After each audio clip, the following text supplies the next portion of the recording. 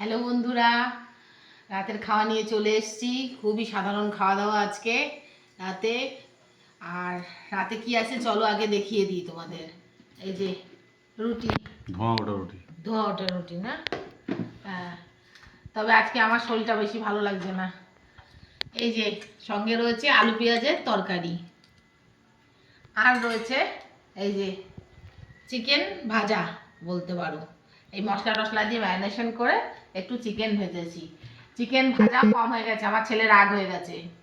হ্যাঁ, যে আমি আবার অল্প করে করলাম, রাতের খাওয়া তো ভাবলাম যে অল্প করেই করি। আর শরীরটা আজকে আমার ভালো লাগছে না, গ্যাস গ্যাস লাগছে।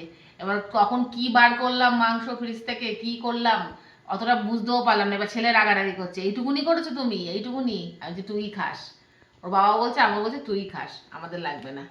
তা যাই হোক, আজকে এই যে একদম সামান্য রাতে, আর আজকে মিষ্টিও বেশি নেই, একদম নেই বললেই চলে মিষ্টি।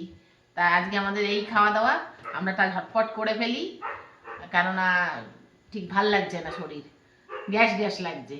তা যাই হোক, এটা কমপ্লিট করি আমরা, যেটুকু আমি অল্পই খাবো আজকে। আর তোমাদের সাথে দেখা হবে পরে আবার অন্য কোনো ভিডিওতে খুব শিগগিরই।